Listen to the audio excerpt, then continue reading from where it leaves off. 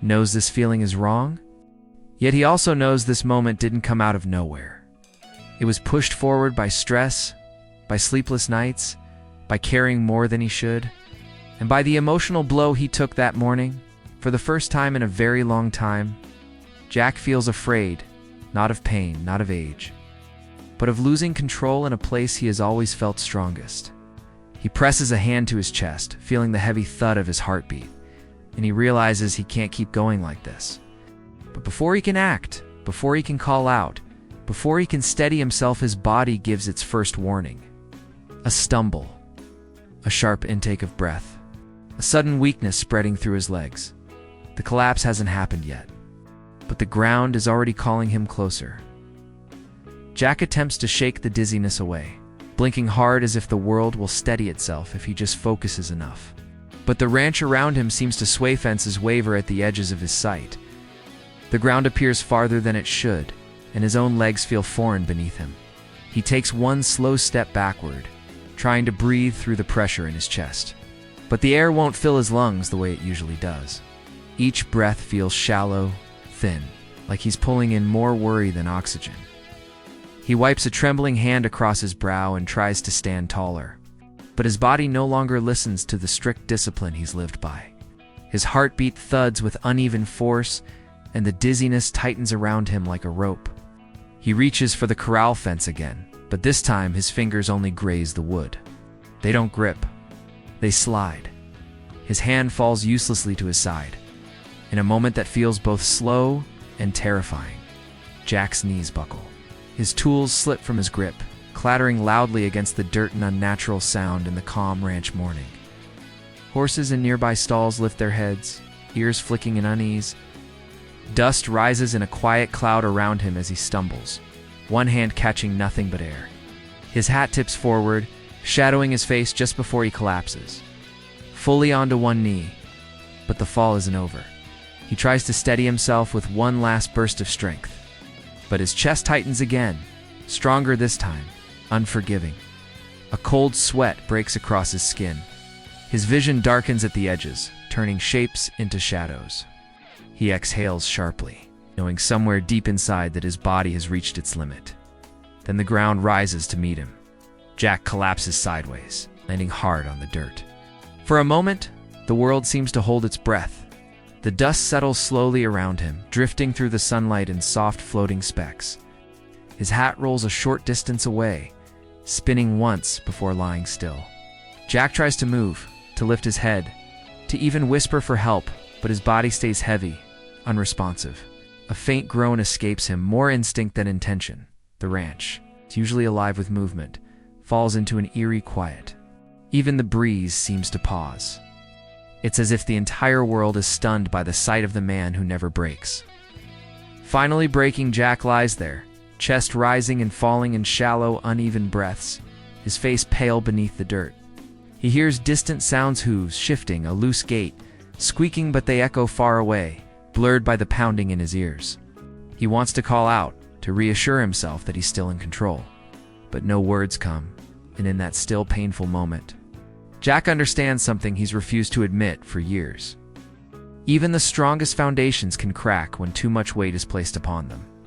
And today, he has finally reached his breaking point. Inside the barn, Amy is still frozen in the space where her anger had spilled over. She tries to distract herself by brushing a restless horse, but her hands won't stay steady. The more she forces herself to focus, the more her mind returns to the moment she hurt Jack. She can still see his expression, quiet, stunned, wounded in a way she had never meant to cause. The guilt grows heavier with each passing second. Settling in her chest like a stone she can't swallow, she steps away from the stall, pacing once, then twice. The barn feels too small, the walls too close, the silence too loud. She presses her palms to her forehead and takes a shaky breath. "Why did I say that?" she whispers to herself. But regret doesn't erase the damage. It only makes it clearer, just as she's about to head outside to find him to apologize. To explain, to fix something she's suddenly terrified might already be broken, the sound reaches her ears. It's faint, almost lost in the breeze. A dull thud. A metallic clatter, then silence. A silence so deep and wrong that it makes Amy's heart jump. She stops moving. Her breath catches. Some instinct told her than thought, stronger than fear tells her something is wrong. Very wrong. She rushes out of the barn, scanning the yard with wide, panicked eyes. The world looks normal at first. Sunlight washes over the fields. Horses graze quietly, but something feels off, like the ranch itself is holding its breath. Then she sees it, Jack's hat lying in the dirt, too still, too far from him. A chill runs through her entire body. Aunt Jack? Her voice cracks slightly as she steps toward the paddock. No answer. She calls again, louder this time, fear tightening her throat. Still nothing, and then she sees him. Jack is half curled in the dirt near the fence, motionless except for the weak rise and fall of his chest. Tools scattered around him. One hand stretched toward the fence post as if he'd been reaching for something or someone before he fell. His face is pale, lined with exhaustion and pain she didn't see earlier, or didn't want to see. Amy's heart slams against her ribs. Everything inside her drops. She runs to him, knees hitting the ground hard, but she doesn't feel the impact. Her hands hover for a moment, fearful of hurting him, terrified of what she might discover, but then she gently touches his shoulder. Jack. Jack, please, she whispers, her voice trembling. He doesn't respond at first. The silence slices through her worse than any words she said earlier. Tears burn at the corners of her eyes as she shakes her head, hating herself for the morning's argument. The memory of her harsh words hits her with brutal force. Did I do this? Did I push him too far? Guilt floods her, thick and overwhelming. When Jack finally stirs, even slightly, Amy exhales a breath she didn't know she'd been holding. His eyes flicker open, weak and unfocused. He looks confused, then tries to sit up, but his body doesn't cooperate. Amy immediately supports him, her voice barely steady. Don't move, please. I'm here. I'm right here. Her hands shake as she holds him upright. Her voice cracks with fear and regret. Jack, I'm so sorry. Please stay with me. The ranch that once felt peaceful now feels full of panic. Amy's mind races, but one truth rises above the rest. She could lose him. And the thought of losing him after hurting him breaks her in a way she never expected. Amy keeps one arm around Jack, holding him upright as best she can. The fear hasn't left her eyes, but now it's mixed with determination. She calls for help, her voice echoing across the ranch, sharper than any shout she's ever made. The horses startle, birds lift from the trees, and the silence finally breaks. In the distance, footsteps rush closer. Lou, Tim, anyone who hears the desperation in Amy's tone. But in the moments before they reach her, it is just Amy and Jack. The world shrinks to that small circle of dirt, dust, and trembling breaths. Amy brushes the hair back from Jack's forehead. Her fingers hover near his cheek, careful and gentle, as if afraid he might crack under her touch. His eyes half open and he gives her the faintest confused smile, one that tries to reassure her even while he's barely holding himself together. Don't look so scared, Jack murmurs, though the words strain against his breath. Even now, even in weakness, he tries to ease her worry. That alone shatters her. Tears slip down her cheeks before she can stop them. Jack, no. I shouldn't have spoken to you like that. I didn't mean any of it, she cries softly. Her voice breaks around the edges, filled with regret so deep it shakes her. You didn't deserve my anger. You never have. Jack shifts slightly, wincing at the effort. Amy? You're allowed to be upset. His hand lifts a little, barely strong enough, but he rests it against her arm. I know you didn't mean it. As forgiveness comes, easy-eyed too, easy-eyed that only makes her guilt heavier. Lou finally arrives at their side, kneeling beside Jack with wide, worried eyes. What happened? Dad, can you hear me? But even as she speaks, she sees the answer in Amy's face. It wasn't just physical strain. It was emotional weight, one Amy wishes she could take back and carry herself together. They help Jack sit a little more comfortably. Amy stays right beside him, not daring to move even an inch away. She keeps one hand on his shoulder, grounding herself with the simple truth that he's still here. Still breathing, still fighting. The air grows quiet again, but the silence is different. It's gentle, healing, heavy with unspoken promises. Jack looks between Amy and Lou, his voice barely above a whisper. I'm all right. Just push myself too hard. But Amy knows better. She knows the collapse wasn't just from work or age. It was built from weeks of stress, a morning of emotional strain, and her careless words landing harder than she ever imagined. She takes a slow breath, steadying her trembling hands. I'm going to make this right, she whispers to him. I swear I will. Jack gives her a small nod, the kind that says he believes her even when she struggles to believe herself, as the family gathers around them. Supporting Jack, the ranch begins to feel whole again. The wind picks up softly. A horse nickers in the distance. Life moves forward, but something inside Amy shifts permanently. She understands now with painful clarity. The ranch has seen storms, heartbreaks, and losses. But nothing prepares Heartland for the moment Jack's world shatters from just a few painful words. One moment he's steady as the mountains around him, strong, calm, unshakable. And the next, everything inside him begins to break. What did Amy say that cut so deep? And how did it push Jack to the edge of collapse? Let's step into the moment where a single conversation changes everything. The morning at Heartland begins like any other quiet. Cool and filled with the soft sounds of horses moving in their stalls. But beneath the calm, something heavy hangs in the air. Amy moves through the yard quickly, her eyes tired, her steps sharp. She's been carrying too much for too long. There are horses to train, clients waiting, pressure from every direction, and the weight of trying to fix problems she didn't create. And little by little, that pressure is built up inside her like a storm waiting for a place to fall. Jack watches her from a distance, leaning against the fence as he finishes tightening a broken rail. He sees her stress, the way she avoids looking at him, the way her shoulders stay tense even when she stops to breathe. He's always been the one to guide her, to calm her, to remind her that she's stronger than she thinks. But lately, Amy hasn't let anyone close enough to help, not even him. Jack wipes his hands on his jeans and walks toward her, slow and steady. He tries to keep his voice gentle, hoping she'll hear concern instead of instruction. You okay, Amy? But the words land wrong. Maybe it's his timing, maybe it's her exhaustion, or maybe it's just the wrong moment to say anything at all. Amy stops walking and turns to him, frustration and tiredness spilling over before she can hold it back. She says something sharp, something she doesn't mean, something she will regret within minutes. But in that moment, it comes out fast and cold, cutting deeper than she realizes. Jack freezes. The world doesn't stop, but it feels like it tilts just a little. Her words echo louder than the wind moving across the fields. He doesn't argue. He doesn't defend himself. He just looks at her for a quiet second, as if trying to understand how the bond they've shared could hurt like this. Amy turns away, already wishing she could take it back.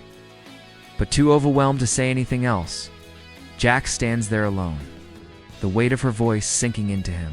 He's carried heavy burdens before loss, grief, responsibility. But this is something different. This is the kind of hurt that doesn't show on the outside. The kind that settles inside the heart and makes a man feel older, weaker, and suddenly very breakable. Something changes in the air right after Amy's words fall between them. It's not loud, not dramatic, just a quiet crack like the first break in ice before it shatters. Jack doesn't move at first. He just stands there, shoulders stiff, eyes lowered, as if he's trying to steady his breath. The morning sun hits the ranch, but for Jack, everything feels dimmer, heavier. He hears Amy walking away, her boots hitting the dirt with quick, uneven steps. She's not running from him. She's running from the mistake she feels growing inside her chest. Amy enters the barn, hoping the shadows will hide the guilt already building in her eyes. She tries to keep working, grabbing a brush, slipping into a stall, but her hands shake. She didn't mean what she said. She didn't even fully understand why she said it. Pressure, fear, exhaustion. All of it had been boiling for days. But Jack didn't deserve to be the outlet for all that pain. And the more she tries to push the thought aside, the louder it becomes. Outside, Jack finally takes a slow, painful breath. He tries telling himself it wasn't personal, that Amy is going through a lot. But no matter how he tries to soften it, her words replay in his mind with the same sting each time. He touches the old fence rail beside him, steadying himself. His hands, usually so strong and sure, feel unsteady, like the grip he's always had on life is slipping. For years, Jack has been the solid ground Amy leaned on. He's been her teacher, her defender, her safe place when the world felt too heavy. Hearing her speak with such anger even for a moment hits him in a place he rarely shows anyone. It makes him question if he pushed her too hard, expected too much, or simply failed to see how close she was to breaking. Inside the barn, a loud clatter echoes as Amy drops a metal bucket. The sound startles her, and for a second, she just stands there, breathing fast, trying not to cry. The silence afterward feels thick enough to choke her. She wants to go back outside, to find Jack. To undo everything, but shame roots her in place. Jack hears the noise from outside. Normally, he'd rush in to make sure she's all right. But today, he hesitates. Something inside him feels bruised, tender, unsure. He turns his head toward the barn door, watching the dust drifting through the sunlight. And in that simple moment, he realizes how much those few words hurt, and that hurt, deep and quiet, begins to settle into his chest. Not enough to break him yet, but enough to weaken the foundation he stands on. Jack walks away from the barn with slow, uneven steps, as if every movement weighs more than it should. The ranch is wide and open, but he feels strangely boxed and trapped between the words Amy threw at him and the silence that followed. He heads toward the far paddock, the place he always goes when his heart feels too heavy to carry. The air is cool, the breeze gentle, yet nothing eases the tightness in his chest. As he reaches the fence line, yet he stops and leans forward with both hands gripping the wood. His fingers dig into it harder than he means to, as though he's afraid he might fall if he lets go. He tries to breathe slowly, tries to tell himself that Amy didn't mean it, that she's overwhelmed. But understanding someone else doesn't make the pain disappear. It only makes it quieter, and sometimes quiet pain is the worst kind. Inside his mind, old memories surface Amy as a young girl, nervous but determined. The two of them rebuilding trust after loss. The countless moments when she looked to him for strength. He's been her anchor for so long that he forgot what it feels like when the tide pulls the other way. When the person he protects ends up hurting him without even knowing it, Jack isn't angry. Anger would be easier. Anger moves through the body fast and burns out. But heartbreak settles deep and slow. It makes him question things he's always believed to be solid. Has he pushed too hard? Expected too much? Has he been holding on to the idea of being her guide long after she stopped needing one? He straightens up but feels lightheaded for a moment, forcing him to grab the top rail again. His body responds to stress in ways he can't hide anymore. The years have made him strong, but they've also made him vulnerable in places he never had to think about before. And today, that vulnerability is clearer than ever. A horse in the nearby paddock lifts its head, sensing something off. Jack notices the animal's concerned stillness, and for a moment, feels seen, not as the unshakable man everyone depends on, but as someone quietly fighting to stay upright. He swallows hard and forces himself to take another breath. But the ache inside him doesn't fade. It grows not sharp, but heavy, pressing deeper into his chest. He tries to shake it off, to focus on work, on anything else. But no matter where he looks or what he tells himself, Amy's voice echoes again. Those words he never expected from her, and as the weight settles further, Jack begins to realize that today's pain isn't just emotional. His body is responding too tired, strained, pushed past its limit. But he keeps going, unaware that this is the beginning of a dangerous turn. Jack forces himself back into work, believing that movement will quiet the storm inside him. He picks up a set of tools from the shed, though his hands feel heavier than usual.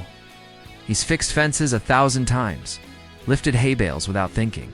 But today his body responds sluggishly, as if each muscle is remembering the weight of Amy's words all over again.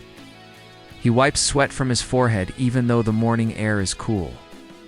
Something is off, and he knows it, but Jack has never been the kind of man to stop when something hurts.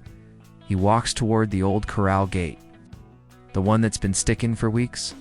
Normally, he'd approach it with a shrug and a calm smile, ready to solve yet another problem in a long line of ranch chores. But as he reaches it, his steps slow. He grips the gate, tries to lift it off its hinge, but the moment he strains, a sharp pressure pulses through his chest. It's not stabbing or sudden, just a deep squeeze that makes his breath shorten. He steadies himself, trying not to panic, trying to believe it's nothing more than age catching up.